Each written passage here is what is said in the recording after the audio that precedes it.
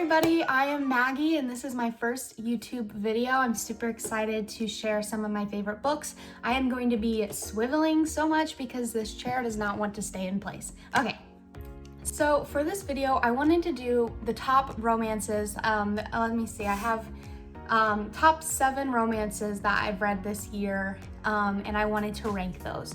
So I've read 14 books this year and I chose 7 of them. 13 out of the 14 have been romance novels. Now listen, I think romance novels get a bad rap. And also, I never read romance until the pandemic. I used to read a lot of like really deep, heavy like philosophy, classic literature, classic fiction, whatever. And I still really enjoy those books, and I will probably have videos on my channel about those books. But when the pandemic hit, I didn't want to read, about the Holocaust. I didn't want to read like about like sad things. So I started reading romance because romance has happy endings. They're predictable, which in the world right now we don't have predictable, and they just kind of make me feel good, and they're easy reads so I can get through them quicker.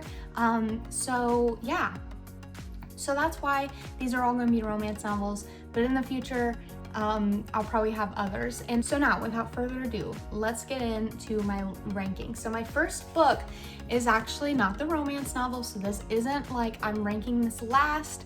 I can't rank it with the books, and it's the only non-romance novel I've read. So that is Anxious People by Fredrik Backman. I read this for my book club that I have with some friends. I loved it. It's about 8 people who are held hostage in a bank robbery, but it's not about people who are held hostage in a bank robbery. It's really like, I got like absurdism vibes from this. If you like, fun, witty literature that is on the surface, let me say, I think Fredrik Backman is very similar to a Kurt Vonnegut. That's what this reminded me of. Kind of like, you will start it and be like, what is going on? And then as it goes on, you're like, oh my gosh, this is incredible and so profound. I think everyone should read this book. It's going to really make you think. So that is why I had to include it on this list. Okay, number 7 on my list is A Kingdom of Flesh and Fire. This is the second book in the From Blood and Ash series. I'm very conflicted on this series because I have never read fantasy romance, and the ending of From Blood and Ash really almost ruined it for me. And I thought that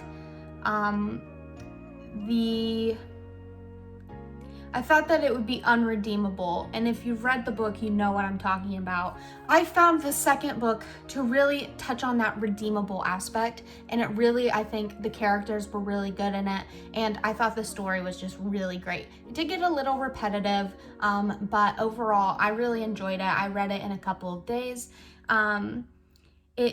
There are some really odd components. I don't know if that's normal for fantasy romance or anything, but definitely I enjoyed that. So that is number 7 on my list.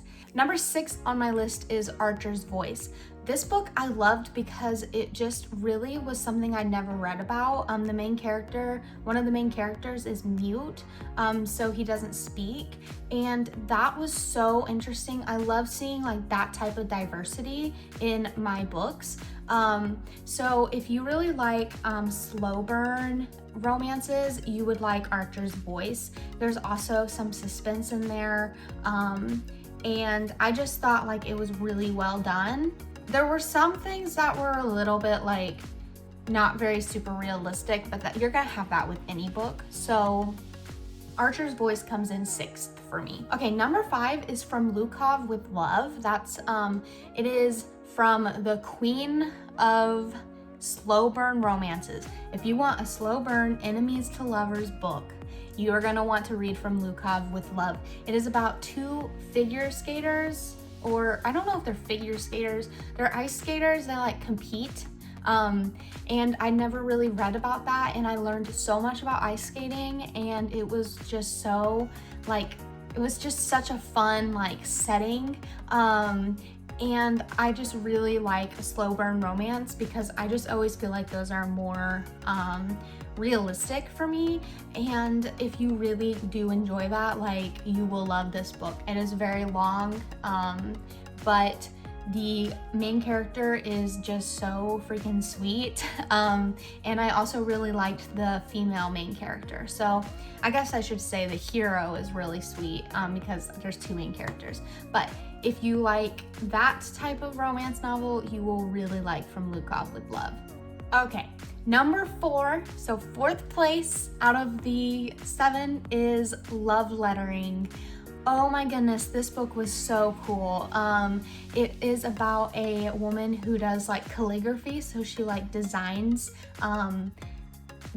she draws like words, so like she draws like journals for people, and she meets like a guy who she did like a wedding, like what are those, a wedding program for him, and they kind of bond, and it is so freaking cute. The hero is definitely not like alpha male, not like dark and mysterious, and the conflict is not just them not communicating, which was amazing. I loved the conflict in this story. It was kind of like suspenseful even. So I really liked this book. So if you like, if you're not a huge fan of like alpha male types and you're more of a fan of like old-fashioned, super sweet heroes, you will really like Love Lettering. Oh, okay, in 3rd place, oh my goodness, One Day in December. Wow, I loved this book. This book like made my heart wrench so many times. Not because it's sad per se, just because it is so unique in that it follows the characters through so many years. I want to say it starts in like 2008 and it goes all the way up to I think 2016.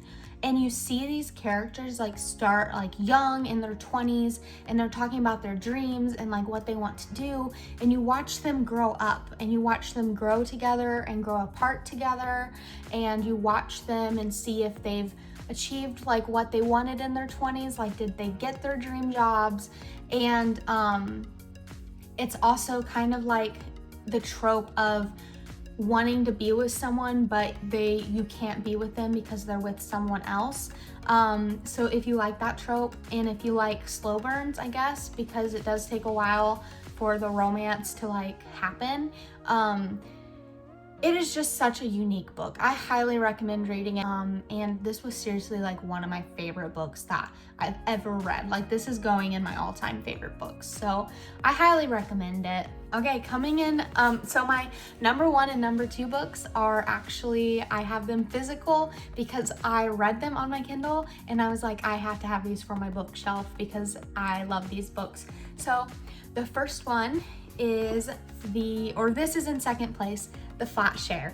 I love this book. This is the book that got me into romance novels. It is dual POV, so if you like dual POV, you will love this book.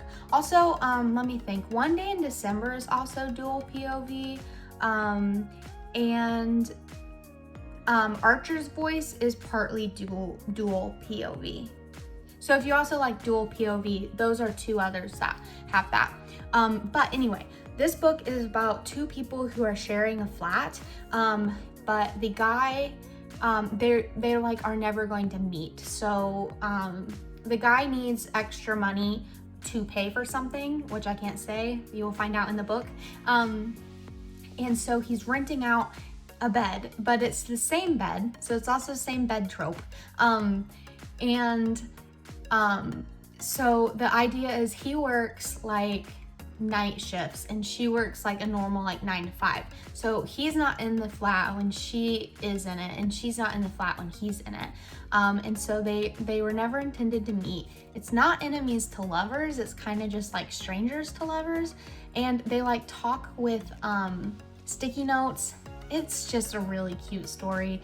This is sometimes an automatic DNF for people, and so that is something I will tell you, because the male voice people tend not to like. You either love it or you hate it. Personally, I loved it. It does take a couple of chapters to get used to. So don't just read 1 or 2 chapters. Try to read several chapters with him, because I think so often in books, authors, they like, when they have dual POVs, the men and the women sound so similar. And I loved that this book doesn't do that. And it's just so freaking cute. It's such a cute story. So that is my number 2.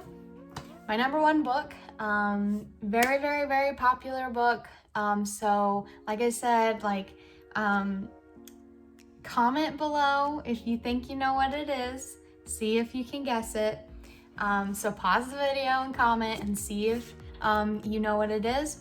But of course, my number 1 book that I've read this year, The Hating Game. Come on, if you haven't read this book by now, you really need to read this book. I am on the romance book Reddit, like r/romance books.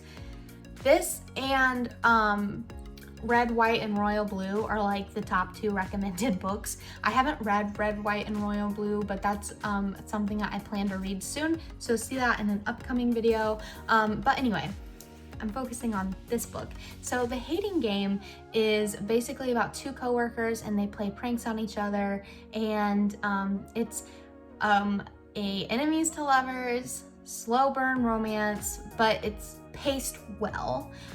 The banter was hilarious to me. This book has mixed reviews, but I loved it, and the general consensus is that a lot of people love it. So if you like banter, witty, if you like men who, like a lot of these, you know, guys who seem really cold and standoffish, and then, you know, they really have a sweet exterior, which I know that there is problems with that trope, but I mean, it has that trope. It's good though, and plus they're making this into a movie, so you'll definitely want to read the book before you see the movie. I think the movie's gonna be great, and it's almost done, I think they're done filming. So that is my number 1. Okay guys, well that is my top 7 romance novels that I've read in 2021. Thank you so much for watching this video. Upcoming, I'm gonna be doing, you know, your typical, I kind of got behind on the game, so I plan to do your typical, like, here's my TBR for the month, and then at the end of the month, do a video that is like, here's what I thought of my TBR. And then I'm gonna have some other videos in there. I'm also a writer, so I'll probably have some videos about writing. But other than that, that's that. So thank you so much, and I will see you guys in my next video.